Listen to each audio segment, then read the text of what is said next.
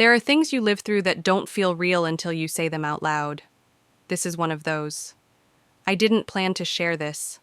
I never imagined I would. He leaned in, just enough for me to feel the warmth of his breath, just enough to make the space between us feel chosen. I shifted slightly. Before we begin, go ahead. Tap like and hit subscribe. You know how much it helps. Now, let's begin. He was behind me, adjusting the clasp of a necklace as I stood before the mirror. His fingertips were careful, the glow of the bedside lamps soft around us. I tilted my head to check the pendant's position. He nudged it with his thumb. "Not quite right," he murmured. "Let's try it without." I laughed softly. "Since when do you care about jewelry?" Still, I reached back and unfastened it. The chain fell into my palm, still warm from my skin.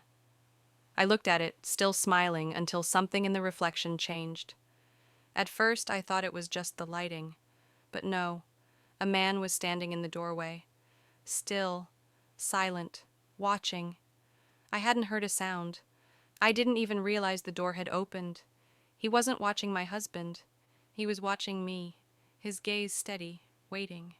I started to speak, but my husband leaned in with a small smile. "Go on." I looked again. The man, the doorway, the silence. Something was already happening, and I was only just beginning to understand. I didn't move, just stood there, necklace in hand, heart steady but loud, watching as the man took a step forward. He didn't smile. He didn't speak. He looked at where the necklace had rested, then back at me.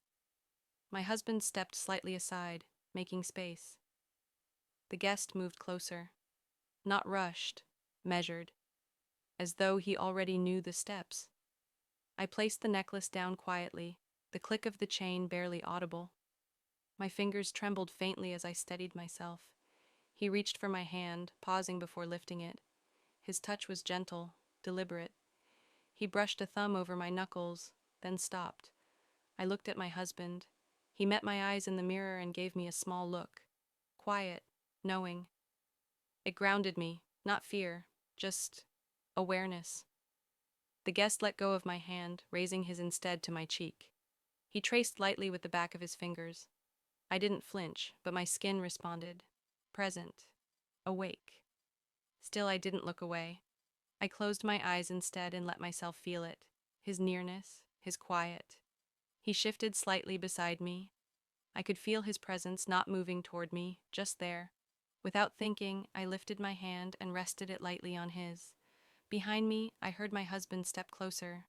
No interruption, just a quiet presence, steady, familiar. No one spoke. There was a silence in the room that made every breath feel intentional. I shifted, grounding myself. My legs brushed the edge of the bed, and I paused. Then I looked at the guest, really looked at him. His eyes were calm, steady. Something in that attention kept me still. I guided his hand gently to where mine had just rested. He let it stay there. I sat slowly on the bed, hands behind me to steady myself. The mattress dipped slightly. They didn't move, just stayed near, not pulling, not pressing, just there. The guest leaned in again, not with purpose, just with presence. I felt the warmth near my ear, and my head tilted slightly without thought. Then my husband's hand came to rest on my shoulder. Gentle, familiar. The guest didn't move, but his focus stayed close, and so did I, suspended in a moment. I adjusted slightly. My shoulder brushed fabric. My fingers found the edge of the blanket. My husband's hand touched mine, briefly, steady. The room felt cooler now, but it wasn't the air I noticed. It was them, how present they were.